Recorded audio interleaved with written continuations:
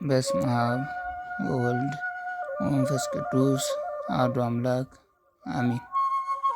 ዛሬ ዕለቱ 30 ሲሆን በ30 ከሚታሰቡ አባቶች መካከል ደግሞ መጥምቀ መለኮት ቅዱስ ዮሐንስ ይገኝበታል። መጥምቀ መለኮት ቅዱስ ዮሐንስ አባቱ ዘካርያስ እናቱ ኤልሳቤጥ ይባላሉ። የአዲስ ኪዳን መሠረት ነው። ዮሐንስ በይሁዳ ምድረ በዳ ሲዘዋወር የግመል ፀጉር ልብስና የቆዳ ቀበቶ ያደርግ ነበር። ምግቡም መብሉም አንበጣና ማር ነበር። ቅዱስ ዮሐንስ ስብከቱም ስለ ንስሐ መግባትና ስለ መሲሁ መንግሥት መዘጋጀት ይሰብክ ነበር። ብዙ ሕዝብ ከኢየሩሳሌምና ከይሁዳ ሄደው ሰምተው በዮርዳኖስ ወንዝ ተጠመቁ። የፈሪሳውያንና ሰዱቃን ወገኖች ግን ገሰጻቸው። የአይሁድ ዘር መሆኑን ወይም ደግሞ ከአብርሃም መወለድ ብቻ ለእግዚአብሔር መንግሥት ለመዳን በቂ እንዳልሆነ ነገራቸው። በማቴዎስ ወንጌል ምዕራፍ 3 እንደዚሁ ሉቃስ ወንጌል ምዕራፍ 3 እንደምናገኘው በተለይ የሉቃስ ወንጌል ላይ 3 ከተዘረዘሩት የቅዱስ ዮሐንስ ትምህርቶች መካከል ሲያስተምር የነበረው ስለ ሕዝቡ፣ ስለ ቀራጮች፣ ስለ ጭፍሮች ነው። ሕዝቡንም እንዲህ እያለ ያስተምር ነበር። 2 ልብስ ያለው ለሌላው ያካፍል፣ ምግብም ያለው እንዲሁ ያድርግ። ለቀራጮች ደግሞ ከታዘዘላችሁ በላይ አብልጣችሁ አትውሰዱ ይላቸው ነበር። ለጭፍሮች ወይም ለወታደሮች ደግሞ በማንም ግፍ አትስሩ፣ ማንንም በሐሰት አትክሰሱ፣ ደሞዛችሁ ብቻ ይብቃችሁ ይላቸው ነበር። ስለ ዮሐንስ ቅድስና አንዳንድ ሰዎች መሲህ ራሱ እንደነበር ያስቡ ነበር።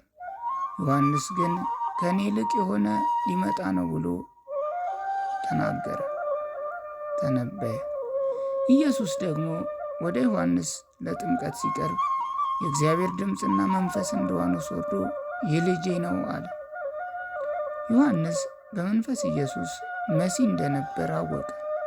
በኋላ ኢየሱስ ታምራት እየሰራ ዮሐንስ ተከታዮቹን ወደ ኢየሱስ ልኮ የምንጠብቀው መሲህ ይህ ነው ወይስ ብለው ጠይቁት፣ ታምራት መስራቴን ንገረው ብሎ መለሰላቸው።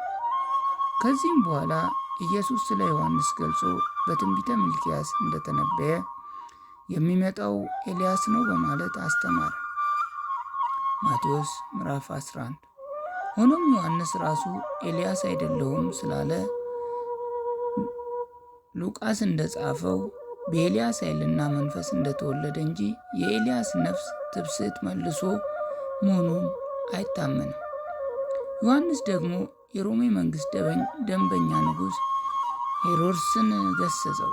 ሄሮድስ የወንድሙ ሚስት ማግባቱን በሕገ ሙሴ ዘንድ ሕገ ወጥ መሆኑን አሳወቀው። ስለዚህ መቀያየም ከሄሮድስ ጋር ጀመረ። ሄሮድስም ዮሐንስን በወህኒ ቤት አሰረው። በኋላ በሴት ልጁ በሄሮድያዳ ምክር ራሱን አስቆረጠው። ከዚያም ትንሽ ጊዜ በኋላ ኢየሱስ ታምራት ስለ መስራቱ ዝነኛ ሲሆን ሄሮድስ እንደመሰለው ዮሐንስ በትንሣኤ ተመልሷል ብሎ ገመተ። ሌሎቹም ኢየሱስ እንደ ኤልያስ በትንሣኤ ተመልሷል ብለው ያስቡ ነበር። ቅዱስ ዮሐንስም በዚች በሁለተ ሄሮድያዳ አንገቱ ቢቆረጥም አንገቱ ብቻ ተቆርጣ ለ15 ዓመት እየዞረች ሰብካ ታስተምር ነበር። ዮሐንስ ተከታዮች ብዙ ጊዜ ይጾሙ ነበር። ብዙዎቹም በኋላ ከአጵሎጶስ ጋር የኢየሱስ ተከታዮች ሆኑ።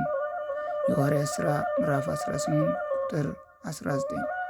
ስለዚህ መጥምቀ መለኮት ዮሐንስ ንጉሡን ሳይፈራ ንጉሡን የገሰጸ ታላቅ ሐዋርያና ንጉሡንም ደግሞ በመገሰጹ ምክንያት አንገቱ የተቆረጠ ታላቅ የሐዲስ ኪዳን መምህር ነው።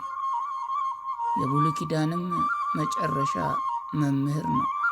ቅዱስ ዮሐንስ ታላቅ የሆነ አባት ነው።